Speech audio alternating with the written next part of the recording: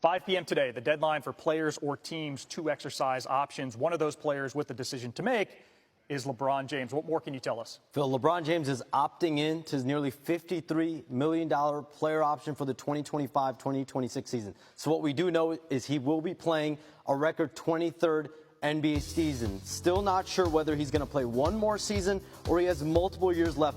But I'm told he wants to compete for a championship next season, and he is uncertain about the Lakers roster moving forward. And my understanding is James is supportive of the Lakers positioning themselves around Luka Doncic, building for the future. And Rich Paul told me this morning, the Clutch Sports CEO, that the Lakers have been true partners of his and LeBron James for 8 seasons while he's been there. But as we see right there, he also told me the franchise is going to do what's best for them. They understand that they have to do what's best for the long term. And this adds an interesting wrinkle here in free agency. LeBron James is evaluating how he wants to finish his career. That is a lengthy statement there from Rich Paul, and we know Luka's eligible for a 4-year extension, August 2nd. So with what you've been told, that statement we've just read, what does it all mean for the Lakers and LeBron moving forward? The Lakers' perspective is they're doing everything they can to build the team the right way, to try to compete for a championship. We know they're in the center market right now. So you look at centers like Brook Lopez, Clint Capella, Al Horford, all available in the market. They're also dealing with Dorian Finney-Smith. He's got a player option decision, $15.4 million player option. He also faces a deadline later today. So they're doing what they can. But LeBron James clearly is of the mindset that he wants to compete for a championship, and he's going to be monitoring very closely. Are the Lakers going to make the moves that puts them in position to seriously compete in that vaunted Western Conference? And then if not, where do those conversations go? That becomes a subplot of this offseason. Lakers, the 4 seed last year in the West. LeBron turns 41 in December. A whole lot of numbers to digest and parse through it. Shams, thanks so much for the update. You're with us all morning on SportsCenter as we get more info on this. What's your first reaction to this, Brian? The last sentence, and again, this is in LeBron's voice, and my feeling is LeBron's probably been writing this in his head for some time now, days, not weeks. The last sentence is the only sentence that really matters. The last sentence is, I'm ready to accept the challenge, I'm coming home. And what he means by that is I'm expecting the challenge to bring a championship to Cleveland. That was the one unfinished business that he's had for this long time, and although he has enjoyed and accepted the success of winning in Miami, I think he realizes that the whole not 6, not 7, not 8 thing, winning in Cleveland would be so emotional to him. And the other thing that's happened as he's lived in Miami for the last 4 years, as beautiful as Miami is, as enjoyable as it is to be there in the winter, to live on that house on the bay, he misses home. Being in Miami taught him how much he missed home. And one line here that jumps out, he's talking about his decision at the Boys and Girls Club to make the announcement on national television is highly criticized by the media and fans alike for the way the decision was made. He said, I was leaving something I had spent a long time creating. If I had to do it all over again, I'd obviously do things differently. But I'd still have left Cleveland. Still would have gone. He just would have done it differently. Well, he did the right thing. He needed to learn how to win championships. He did that. He went to a great organization. And now he can teach Cleveland. Kyrie Irving, we'll see if they get Kevin Love. I think it's a great story. I was being told from the day he went to Miami in 2010, he might go back. Don't rule out a return.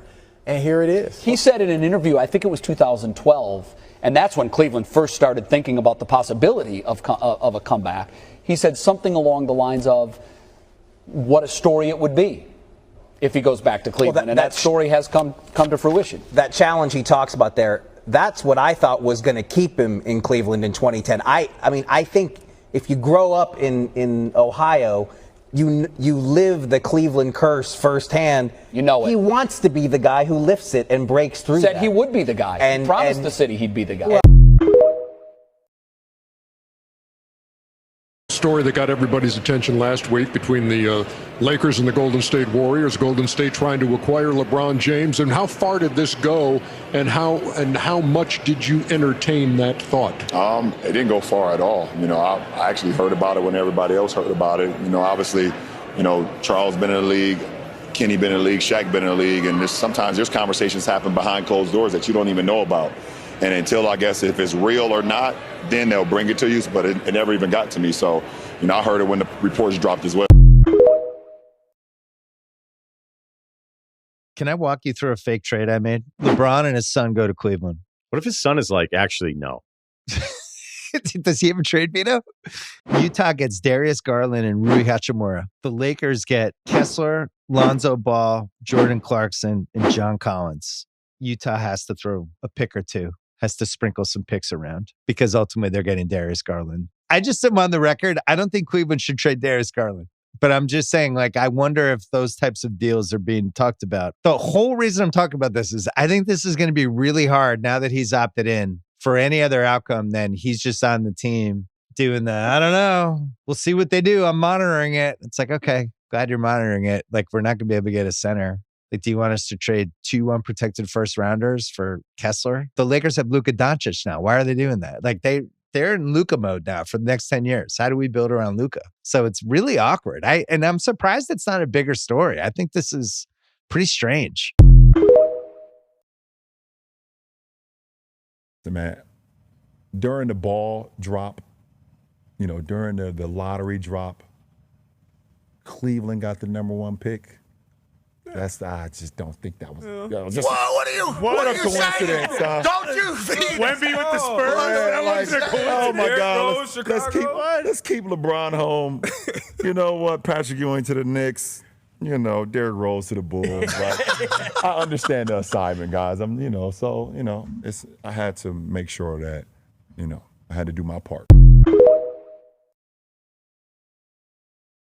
We just got this new update about LeBron James's playing career, and this one is crazy. So LeBron has decided to play until Bronny retires. This could be 5 or 10 more years. LeBron could be playing in his 50s. What LeBron James is doing for the city of Akron right now is not talked about enough. We only ever seem to talk about tragic stories, so here's a great one. Back in 2018, LeBron opened the I Promise School in Akron, Ohio. It was aimed for high-risk kids to have a safe place to learn and grow. The school is an immediate success and has been changing kids' lives each and every year. But LeBron just took that to the next level. Him and his family's foundation just opened up affordable housing for every single student's family at the school. If your child attends the I Promise School, you get a rent-free apartment. They are fully furnished with luxury-style kitchens and have free access to high-speed Wi-Fi. Not only that, LeBron developed the House 330, an economic development and job training center open for the parents of the kids at his school to get back on their feet and going in the right direction. And maybe you thought that was it. Nope. Along with House 330, the LeBron James Family Foundation has opened a transitional complex called the I Promise Village and is working on a new health quarters across the street from House 330 that will provide health care to low-income residents of Akron. You can love him, hate him, whatever you really want. But this man is changing thousands of lives in Akron every single day and seemingly has only just begun. So make sure you follow All Hail Bebo for some more good news in the NBA.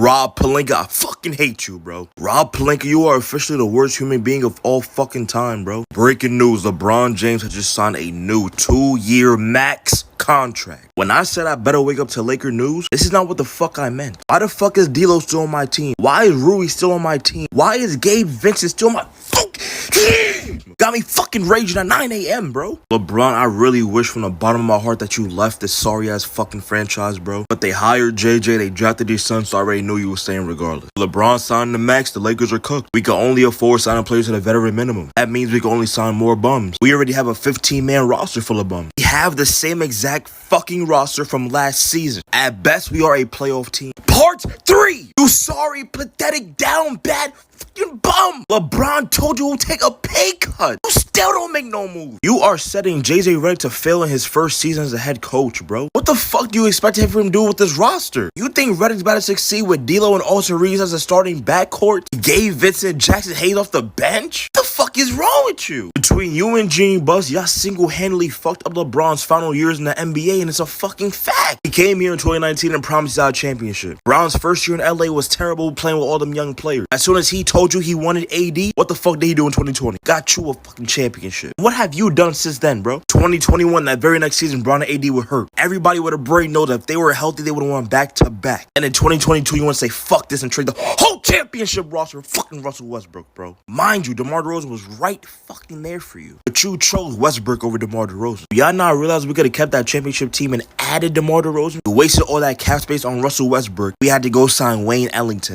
Avery Bradley, DeAndre Jordan. You signed Derek Collison and DJ Augustin off the fucking couch. After that season, you fired Frank Vogel like he was a fucking problem for your shitty fucking roster, bro. You hired Darvin Ham. You trade for Patrick Beverly. You signed Juan Toscano Anderson, Troy Brown Jr. You fucking kidding me, bro? And at the trade line, you bring this trash can along. In the Western Conference Finals, averaging 3 points per game as a starting point guard. Guess what he did this past season in Game 3 in the playoff game? This bullshit right here. Now I'm supposed to believe with the same shitty squad from last year. Only upgraded is a new coach in JJ Redick. The Lakers are not even the top 8 team in the West. Yes, I said the top 8. As long as this man right here is running the show, the Lakers are absolutely cooked. No Lake showing 4. No Lake showing nothing. We can't sign nobody. We can't make no fucking trade. Free agency has been going on for 4 days. All this man did was extend Max Christie. Bron just took the max. Say good fucking bye. I'm done with this shit. I don't even want to watch any type of Laker fucking basketball. LeBron, on my behalf, I want to tell you I'm sorry. This shitty ass franchise failed you, bro. Lake showing 0. This can't be happening. LeBron James to the Clippers? LeBron James made all of these posts as a carousel post with 17 photos of him practicing at the Clippers facility posted today. This is happening all after Chris Paul rejoined the Clippers after so many years of leaving this team after playing for them for so long.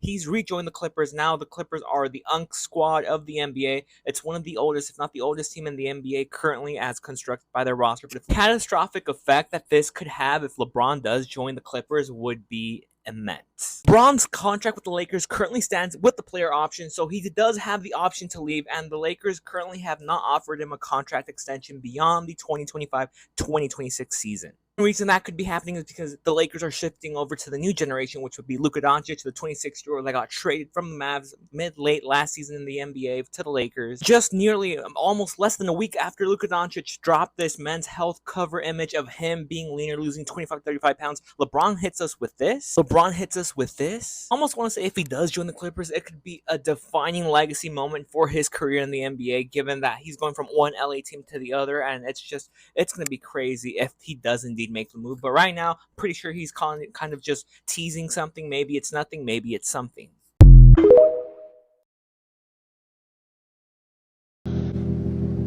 I'm not a guy that you should ask that, because I don't feel a way about anybody that don't want to strive to be as close to perfect as possible.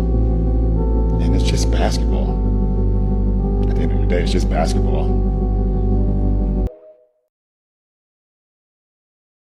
Everyone is talking about who the Lakers drafted yesterday. Yeah. No one's talking about the fact that LeBron James is in love with the mother of one of his teammates. Let's break that down, because we're brave enough to talk about it right here, because we can either talk about that or have a debate about who has a lower golf handicap.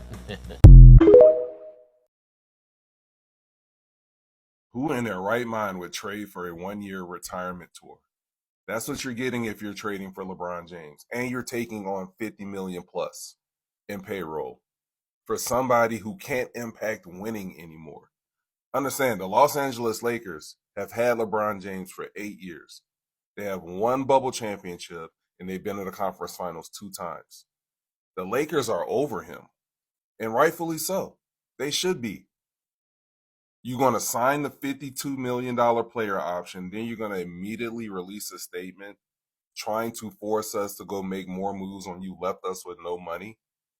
And Rob Pelinka and the Lakers stood up and said, no, bro, we're building around Luka. You can either stay here or we can trade you. But even for teams like the Dallas Maverick rumor that's going on right now, if you're LeBron James and you get traded, let's say Dallas does this deal, right? For them to actually trade for LeBron James, they're going to have to give up some of their most important rotation pieces.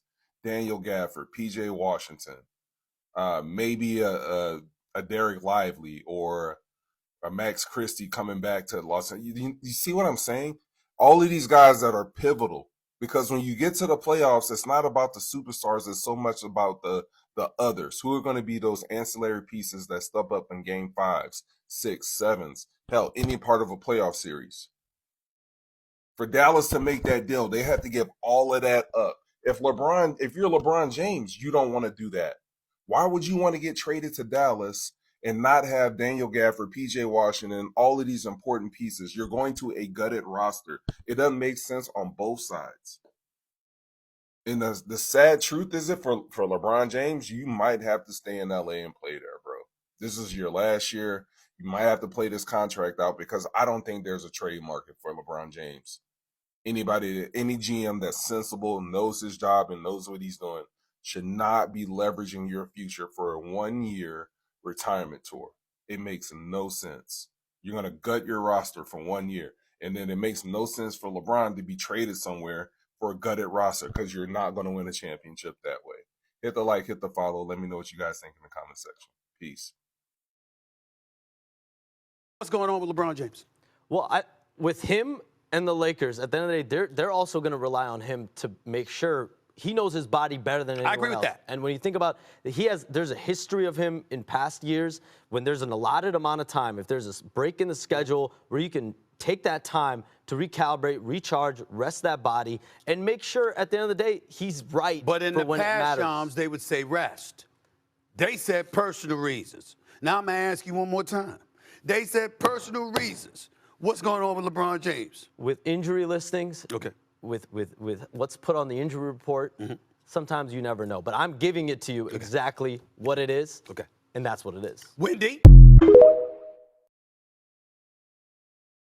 Why am I seeing people online slander LeBron for playing with 9 different first overall draft picks? They're actually making a fool out of themselves because this isn't a ring-chasing stat. This is actually a longevity stat when you think about it. If you're using this to slander LeBron, let's actually take a look at who he's playing with then. Andrew Bogut literally played for less than a minute when he was in Cleveland with LeBron before he got injured. We're talking about 37-year-old Shaquille O'Neal when he was on the Cavaliers. We're talking about 2020 Dwight Howard when he was a bench warmer. We're really talking about Joe Smith, who averaged 7 points in his time with Cleveland. 2018 Derrick Rose was literally considering retirement. You're bringing up 2014 Greg Oden, who was on the Heat and played less than 10 minutes and averaged 3 points? Now, if we're talking Anthony Davis and Kyrie Irving, sure, those guys help LeBron win championships. But let's not act like adding DeAndre Ayton to the Lakers is like adding a Hall of Famer to help LeBron win a championship. Bro hasn't even made an All-Star game. Let me repeat.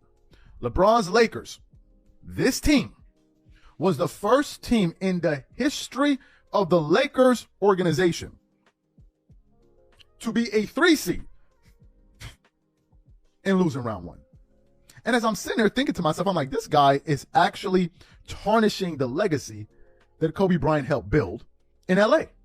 I mean, we're witnessing the erosion of the Lakers franchise. I read a report from the Athletic the other day. The Lakers are the 6th most desired location to be in terms of players want to play in LA. Nobody wants to play with the Lakers. Do you know why? Because whenever you're teammates with this guy, all that's going to happen is you're going to get the blame when everything goes wrong, and he somehow finds a way to always escape through. Then I woke up this morning, and something occurred to me. One of the things a lot of these twerking-ass LeBron fans like to say is, oh, man, Kobe lost in the first round. You know, Kobe lost because they're referring to the series when he lost in the first round against the number 1, I believe it was the number 1 or number 2 Phoenix Suns when he was up 3-1. They lost that series. And then I think the other year when they had Rudy Tomjanovich, I think they didn't make the play. One of those years, right?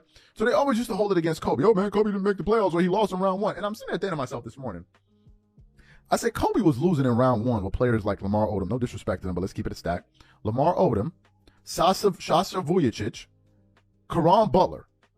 Those were the players he was losing with. But LeBron is losing in the first round with players like Anthony Davis and Luka Doncic. This dude is the biggest loser in NBA history. Are you aware of the fact that LeBron missed the playoffs with 3 top 75 players on his roster? Are you aware of that? Forget about losing in the first round. He missed the playoffs entirely with Westbrook, AD, Carmelo, and whoever else I can't think of. They didn't even make the playoffs. And it dawned on me that this guy's the biggest loser we got in NBA. It's not even close. It's not even close. Why am I saying he's the biggest loser? For this very purpose. If you look at the caliber of player that he is, right? Top 10 guy. And you look at the caliber of players he's played with, no one has under-delivered more than LeBron James. Nobody. It's not even close. If you would compare him to Jordan, for example, and you look at the amount of help LeBron has had versus the help that Jordan had, and for him to have such an abysmal playoff record, finals record, it shows the real gap between the talent levels of Jordan and LeBron James. Let me distill it down for you guys. The Lakers, so they announced the Luka extension. It's basically a 2-year deal. He has a player option for the third year, and it sets himself up to make $1 kajillion in 2028. And then LeBron's over there, and he's Instagramming out his workouts. And the whole thing is just bizarre to watch. LeBron James, who's been in control of every situation he's ever been in basketball-wise, who has always held the cards. And this is the first time ever where that's not the case. And now the Lakers, it's almost like watching somebody move in their younger, hotter girlfriend, but the ex-wife is still living in the house, taking selfies of themselves. I'm riveted. I can't wait to see how this plays out from a media manipulation standpoint over the next 2 weeks. I have my fork, my knife, and my plate, my napkins ready to go.